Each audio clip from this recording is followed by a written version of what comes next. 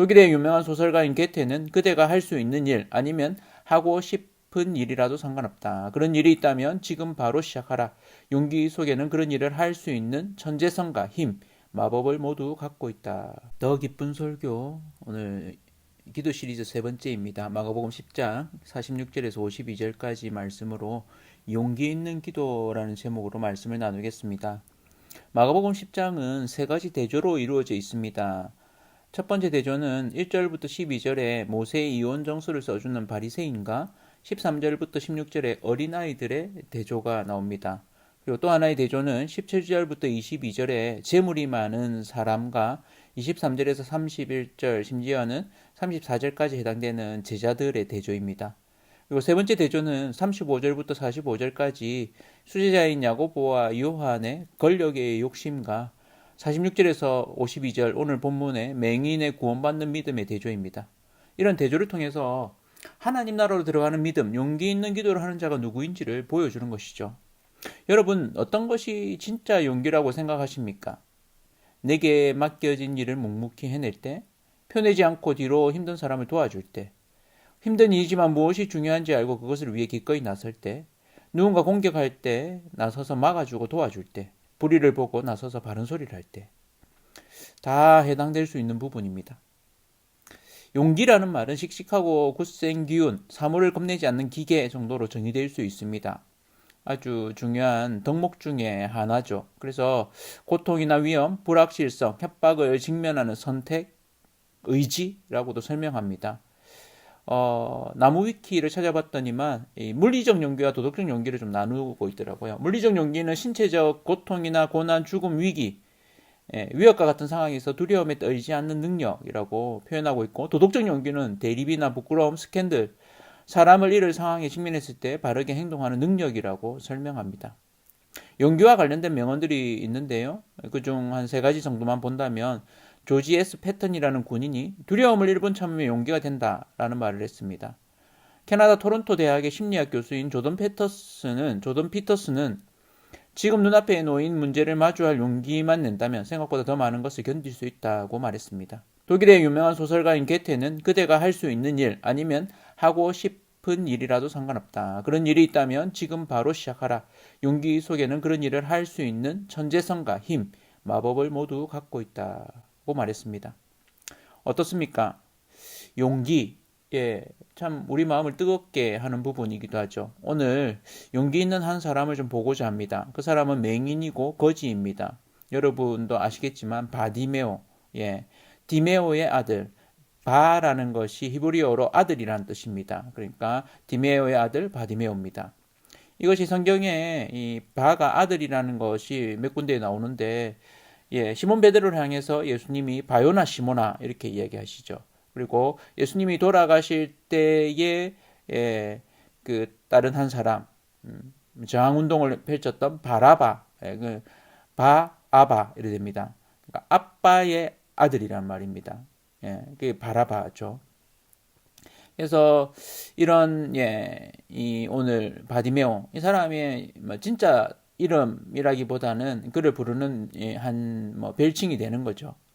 어쨌든 이 바디메오는 맹인으로서 이 여리고에서 겉옷을 펼쳐들고 있던 구걸하는 거지였습니다. 46절에 보면 그들이 여리고에 이르렀더니 예수께서 제자들과 허다한 무리와 함께 여리고에서 나가실 때에 디메오의 아들인 맹인 거지 바디메오가 길가에 앉았다가 다윗의 자손 예수여 나를 불쌍히 여기소서라고 외칩니다. 주변 사람들이 조용히 하라고 잠잠하라고 말립니다. 그러자 더 크게 다윗의 자손 예수여 나를 불쌍히 여기소서라고 외칩니다.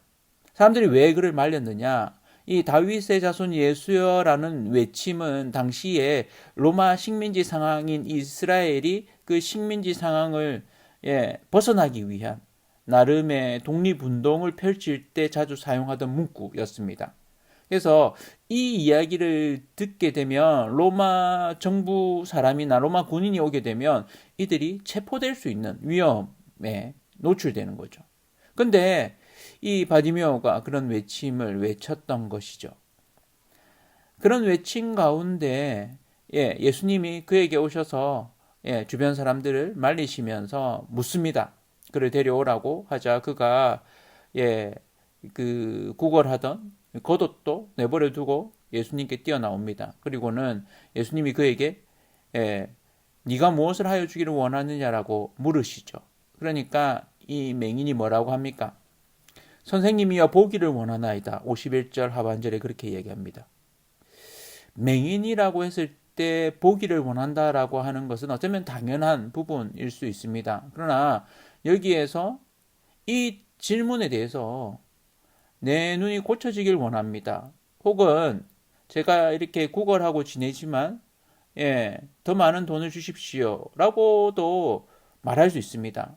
어쩌면 그런 요구가 그의 삶 가운데 예수가 누군지 몰랐다면 그저 돈을 더 줄 수 있는 사람 정도로 그를 알았다면 그런 요구가 더 익숙할 것입니다. 그러나 이 바디메오는 예수가 누군지 알았던 것입니다.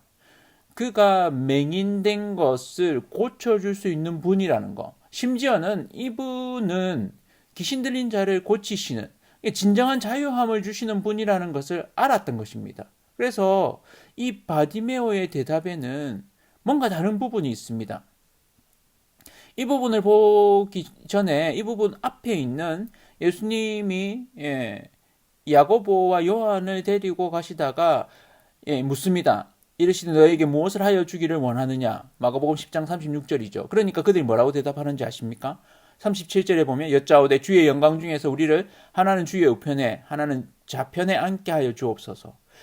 예수님의 제자들이라고 하는 그것도 특별히 수제자라고 할 수 있는 이 야고보와 요한의 대답이 권력을 탐하는 예수님이 로마를 쳐부수고 왕이 되었을 때 자기들이 한자리 하는 것에 대한 관심이 있습니다. 그러니까 예수님을 정말로 온 우주적인 구원자로 믿지 않고 있는 거죠. 그래서 오히려 예수님이 이들을 향해서 예수님이 무엇을 위해서 오셨는지를 마가복음 10장 45절에 말하죠. 인자가 온 것은 섬김을 받으려 함이 아니라 도리어 섬기려 하고 자기 목숨을 많은 사람의 대속물로 주려 함이니라 라고 이야기합니다. 이 바디메오가 구한 것이 무엇일까요? 그가 겁도 없이 다윗의 자손 예수여라고 부르고 그가 요구한 것은 자신의 삶을 연명하기 위한 돈도 아니었고 또 눈이 그냥 낫는 것 정도가 아니었습니다.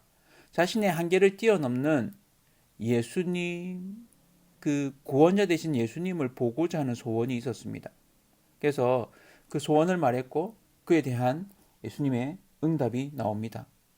52절에 보면 이렇습니다. 예수께서 이르시되 가라 내 믿음이 너를 구원하였느니라 하시니 그가 곧 보게 되어 예수를 길에서 따르니라. 예수님의 대답이 뭡니까? 내 믿음이 너를 구원하였다고 말씀하십니다. 이 믿음의 강구, 현실에 안주하지 않고 현실을 넘어서서 예수님을 보고자 하는 그의 용기 있는 기도가 응답받았습니다. 예수님은 그의 기도를 보시면서 그의 중심에 있는 믿음을 보셨던 것입니다. 그리고는 그로 하여금 내 믿음이 너를 구원하였다. 구원에 대한 선포가 이루어집니다. 그때 그가 보게 됩니다. 그러니까 그가 구원을 받는 것, 회복되는 것, 하나님의 통치가 회복되어질 때 그를 짓누르고 있던 어둠이, 그를 짓누르고 있던 보지 못하는 것이 낫게 됩니다. 하나님의 통치가 드러나게 됩니다. 여기에 용기 있는 기도가 나옵니다. 용기 있는 기도는 뭡니까? 첫 번째, 용기 있는 기도는 영적인 눈이 떠지는 기도입니다. 현실에 안주하지 않는 기도죠. 맹인으로서 그냥 그곳에 계속 머물러 있는 자신의 삶에 안주할 수도 있습니다. 제자들은 자신들의 삶에 그냥 안주했습니다. 거기서 그들이 할 수 있는 것은 로마의 식민지에서 넘어서는 정도였습니다. 그러나 예수님이 원하셨던 것은 영적인 눈이 떠지는 것이었습니다. 육신적으로는 보지 못하는 맹인이었지만 오히려 영적으로 눈이 떠져 있었고 그 예수님을 알아보았습니다. 믿음으로 강구했습니다. 용기 있는 기도를 드렸습니다. 그리고는 그 기도에 응답받았습니다. 예수님이 자신의 구원자가 되신다는 것을 그는 믿었고 알았고 요구했고 실제로 구원자 되신 그 예수님을 본 것입니다. 그의 눈이 떠진 것이죠. 그는 보게 됩니다. 누구를요? 세상을 보았습니까? 사랑하는 여인을 봤습니까? 예수님을 보았습니다. 그가 세상을 보고 싶었다면 예수님이 그에게 내 믿음의 구원을 너를 구원하였다라고 이야기를 들었을 때, 그리고 눈이 떠졌을 때 그는 세상을 향해 나아갔을 것입니다. 그러나 그는 그러지 않았습니다. 그 이후에 그의 반응은 예수의 길을 쫓아갔습니다.